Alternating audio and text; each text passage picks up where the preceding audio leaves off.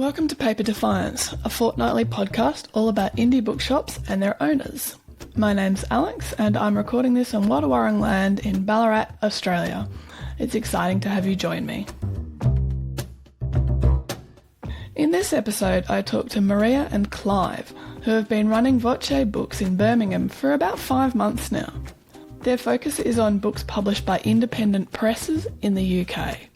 We discuss how they come to the point of running a bookshop together, why that particular focus works for them, and of course the bookshop space itself.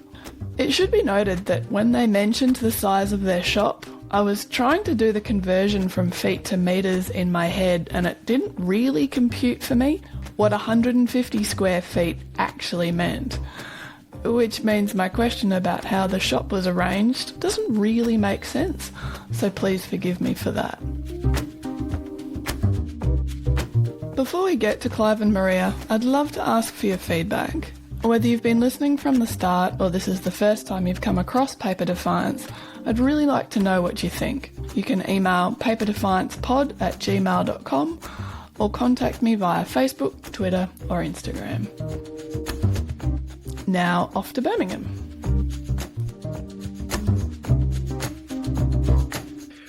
My name's Clive Judd. I'm one half of the Birmingham-based independent bookshop Voce Books. I started bookselling in 2009. I worked for Waterstones, and then I didn't expect my career to be so long in books, actually, but it has been. And I've moved between sort of Waterstones, Foyles in Charing Cross Road in London, and also back to Birmingham to work for Waterstones again before we started the bookshop. And outside of that, I've always had a parallel career as a theatre director and a theatre writer as well. My debut play won the Papatango Prize, which is one of the playwriting prizes in the UK. That won last year and was staged at the back end of last year. So I've always had those two parallel careers, really. And I'm Maria Lomunno, and I'm the other half of Voce Books. I'm Italian originally. I moved to the UK around 10 years ago now to work on a European project, which was basically be working for 6 months for a UK publisher. And I was supposed to go back home after that, but obviously that didn't happen. So after working in publishing for 6 months, I then moved to bookselling. I worked for Foyles in Charing Cross Road for a few years. And I was running the theatre department there, which is where I met Clive. And then I moved back to publishing, and I'm still working for a theatre publisher in London, was running Voce Books with my husband Clive. That gives me so many questions that I want to ask. What led you to actually starting your own bookshop, given all of the other things that you've been doing and are doing? I think we got married in 2019, and because it took so much organisation, I think we realised a few things about ourselves. And as soon as we'd got married, and that project of getting the wedding organised was no longer in our lives anymore, we had to kind of it was the project of being married, which is a different thing entirely. It felt like we were missing something, that we and also that we'd learned something about ourselves, that we were able to work on a large scale project, and that we both found it really, really exciting. So towards the back end of 2019, we started to really think about our own shop. And at that time we were living in London, and we didn't have any notions that we weren't going to be in London moving forwards. So we started to research whereabouts that might fit in the London bookselling ecology, if we could get it up and running. But obviously something major happened in 2020, which made everybody rethink their lives. And we had time to sit down and look at where we were and how our life was sort of playing out in London.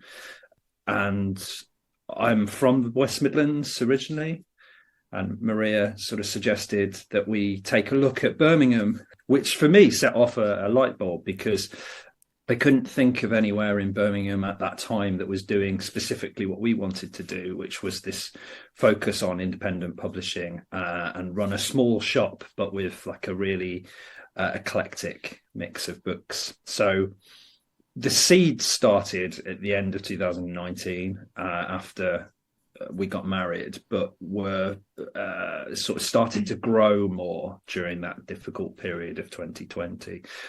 For me personally, having worked on both sides of the book industry, I've realized that book selling is the real work, is a real job for a bookish person, is what lets you actually be in contact with books, know what's going on, talk to people about them.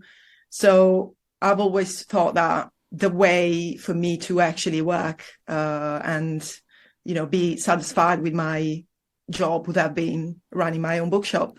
You mentioned your particular focus as a bookshop is on independent press. Why that as your focus? The diversity of voice in a non-cynical and legitimate way, publishers publishing the stuff that we should be reading, but not because of any particular commercial metric. I don't want to go into that too much because I think it becomes, I don't want to be critical of certain vectors in the bookselling industry, but I do feel that independent publishing is where the honest desire to publish the most wide range of books is sort of coming from. Now, when we were looking at bookshops, independent publishing was always going to be a focus. We didn't realize we'd end up running a shop that was only 150 square foot, and therefore, and also in the shadow of a large Waterstones as well. So if we'd have had a bigger space, and if in the future we have a slightly bigger space, we will have a slightly deeper range of things, and that will include books from more frontline publishing. But because we had this small space, we were able to go, why don't we just try and do pretty much entirely independent publishing, because we don't have the room to do a deeper sort of sense of things. So there was a sort of political and cultural desire that was there. And then also the practicalities of the space that we were offered and the space that became available for us, and the two sort of just fitted really well. And it was really great because we could really start to talk about what Voce was, and Voce means voice in Italian. So it was a real sort of synergy of things there, I think. We also simply realized that there was a demand for something a bit different in Birmingham. So we just want to give people a point of view on, the publishing industry, work as a filter a little bit. So giving our own point of view on what's going on in publishing, and just, recommend stuff that we find interesting. I'll come back to talking about the space in a moment, but I want to ask, when you told people that was going to be your focus for the shop, what was the reaction like? It's been positive. Yeah, it's really been positive. I mean, particularly from the publishers, because we're not alone, actually. There are a couple of bookshops that are opened up recently that have this sort of focus. But yeah, it's sort of, you're recognizing that a particular voice is being heard, I think. And I think there's a distinction to be made between independent publishing and self-publishing, which is something we do have to manage a little bit. Again, just because of space and the way we shelve our books, we shelve books entirely by publisher. So when you come in, a whole publisher's range is together.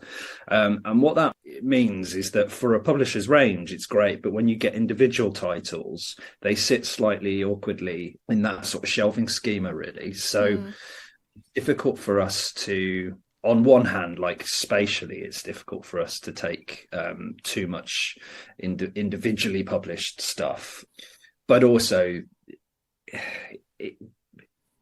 we don't have the time to read it all as well. We get a lot of submissions, and it's very, very difficult for us to read it. So we have to go with we have to go with an independent publisher's output, because there's already been that reading filter that's taken place, and then it's for us to sort of curate from that point of view.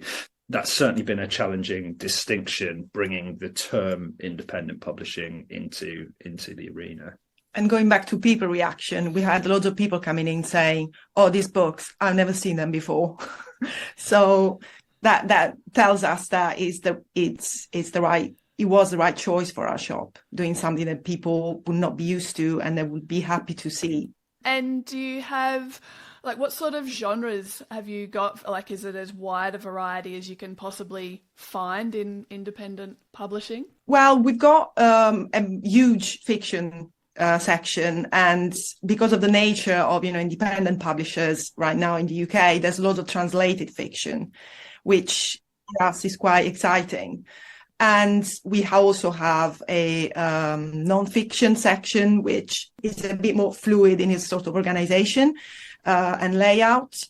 So we've got different themes as environment, politics in general, sense of space. And we're also growing a magazine and zine section because there is a very rich local production of that sort of stuff. So it's good to be able to talk to, the artists directly or the writers directly and be able to display their work in our shop. Is something that has been quite exciting to do, actually.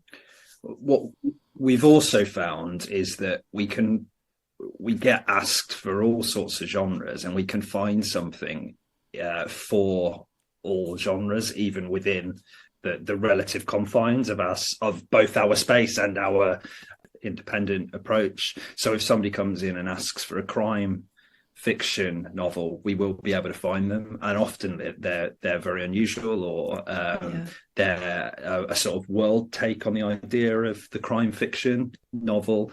And similarly with things like sci-fi, we have a really rich range of sci-fi. It's just not in one section, which is like compartmentalized. It's as part of the tapestry of publishers and publishing. So we can pretty much find something for everyone's taste, and if not, we're also really happy to advise on the other bookshops in Birmingham who are catering for all sorts of readerships as well, and their own how they have their own customer base. So we find that really important as well. Birmingham is developing a ecosystem of bookselling and booksellers. That means we can all sort of work together and fit into the city in our own different and unique ways. I know that for kind of small press here in Australia, the advent of publishing on demand has been really quite significant, because it means that small publishers don't need to have stacks of books in the bedroom or in the shed or whatever else, and then what do you do if they don't sell? Is that the same sort of thing in the UK? And does that mean that you don't have like a lot of stock in the back room for your shop? I think there certainly is a print on demand function for publishers, although I think my understanding of independent publishing is they'll publish a small run of 500 books to begin with, and that services the sort of industry at the first level. And then if a book becomes particularly successful or has that sort of extra commercial bump, then it moves very quickly into reprint.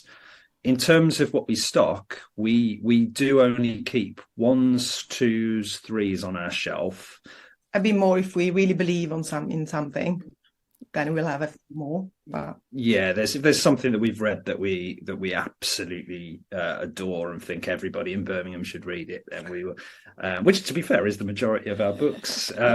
We don't have a back of house at all, so all of our books are on the shelf. What you see is what we have. What is really good in the UK is the ordering system, so we can get books within 24 to 48 hours through wholesalers, and also working directly with publishers, so that isn't a problem. And also the kind of customers who are coming to us are happy to sort of wait because they want to buy from us, which is really, really positive. We've also started to look at getting hold of writing in foreign languages as well, which is something that is fairly unique to the city, I think. And going back to independent publishers, another interesting thing about them is that in the UK, they are organizing. So they are basically working together. And they are, for example, there is a organization called Independent Alliance, where a group of independent publishers, they've got the same sales reps. So it's very easy to order from them. They've got the same discount policies. They are trying to make it easy for booksellers to work with them, which is really exciting and really good. Yeah, that's fantastic. I don't know that exists in Australia yet in that same sort of way, but I suspect we've got a much smaller publishing community. Yeah. You were talking about how small the footprint of your bookshop is, 150 square feet, was that right? Yeah. Yeah. Tell me what the space is like. Is it just like I walk in and there are shelves down each side, or do you manage to have shelves, like bays in there? Well, it's shelves on the walls. We don't have any tables, unfortunately, which, to be fair, is something we'd love to sort of have, but the space just gets.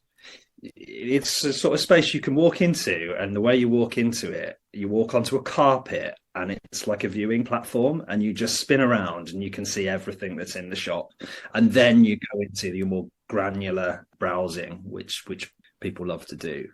But we wanted a sort of post-industrial aesthetic because we're based in Digbeth, which is the sort of post-industrial heartland, not really of Birmingham alone, but of the country, I think, of England itself. It's where the Bird's custard factory was, the Thai food tea factory, and loads of industry that would have serviced the country and also wider afield. So we wanted there to be a sort of link to that. And therefore our shelves are all sort of reclaimed wood and pipe sort of furniture, which gets a lot of admiring glances. And we've tried to sort of keep that aesthetic throughout, so even the light fittings have a sort of post-industrial feel, or they're reclaimed pipe fittings. So that's what we sort of. That's what our aesthetic is. And then it's a case of very, very simple shelving. So we have a non-fiction section, as Maria says, that sort of loosely spins out across a bunch of different themes and areas of study and interest. And then we have our fiction section, which is, again, publishers categorized by publisher. And that moves across the sort of largest space within the shop. Mm-hmm. And then we've got a couple of shelves of poetry, and we have a section for new books where we put anything that's sort of out in the last month or month and a half. We put that on display, often with more than one or two copies. What have been some of the things you found most surprising about setting up your space? We'll set COVID aside because I think that's just a whole other experience, I suspect. But what have been some surprises for you? For me, the response we had from people, because I thought at the very beginning it would have been really difficult for us to establish ourselves, which hasn't been the case. Obviously, it's not easy for anyone and any business at the moment, but we already have our regulars. We've only been open for like 4 months, less than 4 months. We got loads of people coming back, loads of people actually supporting us. We made loads of friends through the bookshop. For me, the most surprising thing was how quickly we managed to create a little community around our project, which I wouldn't have thought it would have been so easy and so quick. It's very much the same. We were so conservative with our original ideas for the shop, how many people would be coming in, how they would take it, and we thought it would take so much longer for us to establish like the exact detail of what we had in our sort of future minds. But we just have days like when we have an event and people are hanging about afterwards to talk to us and stay in the shop and dwell and pick up books. I mean, those are the images that if you'd have asked us right at the beginning, they were the things that were rolling around our heads. So yeah, that's the thing. Also, I don't know whether I'm surprised by this or just like delighted or a mixture of both, and it probably is a mixture of both. But how adventurous readers are when you put adventurous stuff, or, you know, as we see it, adventurous stuff in front of them. You know, when we started, you would notice that people would gravitate towards the publishers that they do see in large retailers. So Fitzcarraldo would be a natural place to go to because their books are so striking, and you can see them in a branch of Waterstones, and there was a sort of recognition towards that. So customers would be moving towards that, and they still love their Fitzcarraldo, but they also are now moving across all different publishers that we are putting on the shelf for the first time. People are getting really interested in that, and they come in and go, God, I've never seen that publisher before, I've never seen that book before, and they take it away. And for me, that's a really, really exciting place to be, just 4 months into our life. I was also really pleased by the growing interest in translated fiction, because obviously when there is a massive market of English language books, you would not expect that level of interest in other books published in other languages. So I was really pleased, and that's my sort of section, that's my sort of interest. So I'm really pleased that I'm able to talk to so many people about it. You mentioned already having had some events in the shop in the last couple of months. If you are looking forward with hope and expectation over the next 12 or 18 months, what sorts of things are you hoping for or planning for? I assume more events. I think so. Yeah. I think when I was at Foyles, I was lucky enough to coordinate the events department. So I had a good 2.5-3 year period of being able to watch events, good events and not good ones as well, and now being able to sort of implement the things that I learned there. That's been really exciting. So I kind of want us to just develop that further, have a wider range of authors, to have authors coming over whose interview needs to be translated, because I think that's important for us as well. So encouraging people to come to Birmingham who maybe had not thought about the city as a potential event space because of either a paucity of bookshops or the city isn't catering for that in some way. I'd like us to be a place that people go to in that regard. I think I'd also like to do some slightly larger projects as well with events, so like day-long explorations of theme or a particular author or an author that has a Birmingham specific interest. I think that would be really interesting as well. I have an author in mind for a project like that, a sort of retrospective of their work. And also just keeping our ears open to opportunities that come up, because often the best projects are not the ones that you come up with yourself. They're the ones that you can help facilitate for other people. So I think that's certainly what we'll be doing over the next few months. We've also just started a book club, which again wasn't an idea.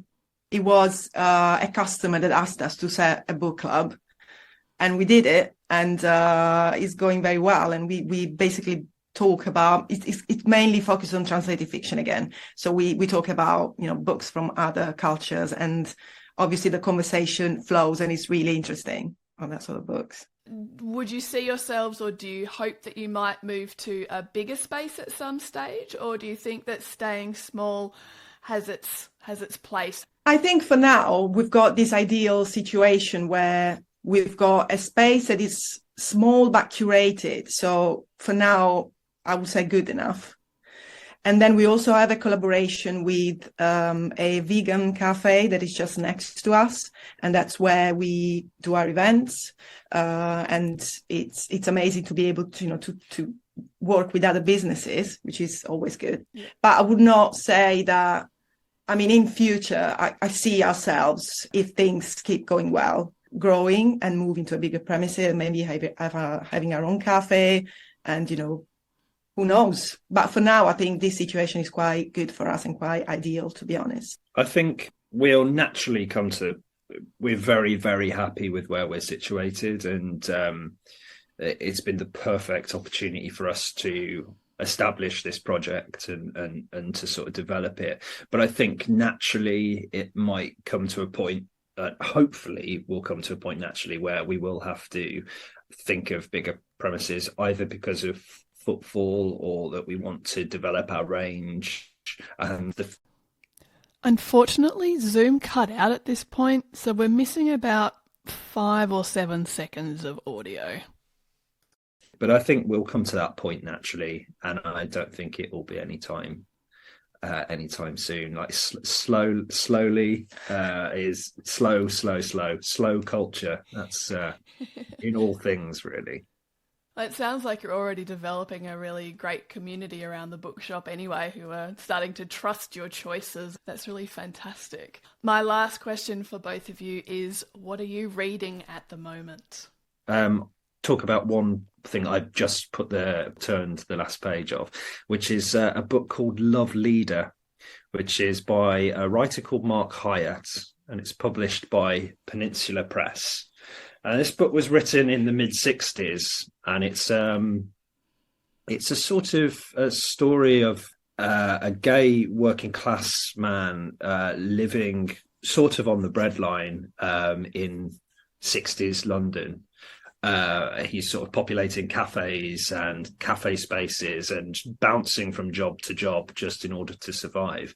And the really interesting thing about this book is that this is the first time it's ever been published. There was a chance that it would have been published in the 80s by a small publisher, but it never happened. And this has just been sitting in an attic. And Mark Hyatt is a really interesting character that he learnt to write and read and write for the first time in his early 20s. And he passed away very young as well. So it's an extraordinary piece of work that, for historical reasons, wouldn't have been able to be published in the mid-60s because of its, I guess, its depiction of queer love and queer desire. And it's an extraordinarily humane book. Reminded me very much of Clarice Lispector in, offering you a really different, non-cynical working class experience. So I've just finished that, and I just think it's absolutely extraordinary, and I'm so glad it's out there and that we can talk about it and sell it. I've just finished a book called The Sky is Falling by Lorenza Mazzetti, who's an Italian author, and the book was published in Italian in the 60s. And it's been translated into English before, but there's now a new translation by Another Gaze, which is a literary magazine, but they've just started a book publishing venture. So this is their first book, and it's a biographical novel. It's basically the story of two young sisters living with their uncle and aunt family during fascist Italy. And it's basically what's really striking about it is that all the tropes of a dictatorship, of fascism, are all viewed through the eye of kids. And it's obviously heartbreaking, but it's also really, really funny.